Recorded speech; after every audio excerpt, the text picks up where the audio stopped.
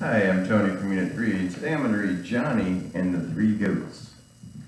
Every morning, Johnny drove his three goats to the pasture, and every evening, when the sun was going to bed, he brought them home.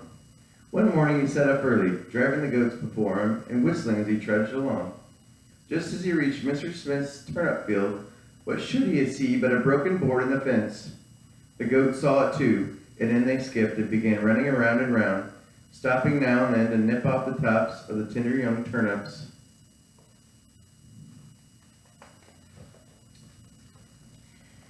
Johnny knew that would never do. Picking up a stick, he climbed through the fence and tried to drive the goats out. But never were there such provoking goats. Round and round they went, not once looking toward the hole in the fence. Johnny ran and ran and ran till he could run no further, and then he crawled through the hole in the fence and sat down beside the road and began to cry. Just then, who should come down the road but the fox? "Good morning, Johnny," said he. "What are you crying about?" "I'm crying because I can't get the goats out of the turnip field," said Johnny. It's the goats and the fox. "Oh, don't cry about that," said the fox. "I'll drive them out for you." So over the fence leaped the fox, and round the turnip field he ran after the goats. But no, they would not go out. They flicked their tails and shook their heads, and away they went, trampling down the turnips until you could hardly have told what had been growing in the field. The fox ran till he could run no more. Then he went over and sat down beside Johnny and began to cry. Down the road came a rabbit. "Good morning, fox," said he. "What are you crying about?" "I'm crying because Johnny is crying," said the fox. "And Johnny is crying because he can't get the goats out of the turnip field." "Tut, tut," said the rabbit. "What a thing to cry about. Watch me, I'll soon drive them out." The rabbit hopped over the fence.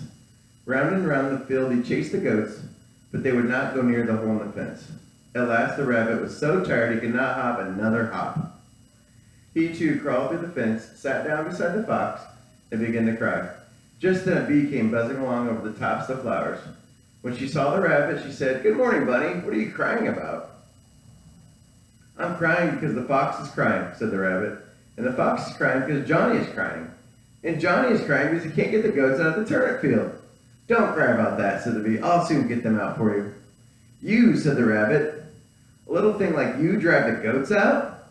When neither Johnny nor the fox nor I can get them out?" And he laughed at the very idea of such a thing. "Watch me," said the bee. Over the fence she flew, and buzz she went, right in the ear of the biggest goat. The goat shook his head and tried to brush away the bee, but the bee only flew to the other ear, and buzz she went, until the goat thought there must be some dreadful thing in the turnip field. So out through the hole in the fence he went, and ran down the road to his pasture. The bee flew over to the second goat, and buzzed. She went first in one ear and then in the other, until the goat was willing to follow the other through the fence and down the road to the pasture. The bee flew after the third goat, and buzzed first in one ear and then in the other, until he too was glad to follow the others. "Thank you, little bee," said Johnny, and wiping away his tears, he hurried down the road to put the goats in the pasture. And the moral of the story is, if you're small, you can still accomplish great things. The bee, nobody thought he could get the goats out, and he was able to get the goats out. The only one. All right. I'm Tony from Unit 3. Have a good week.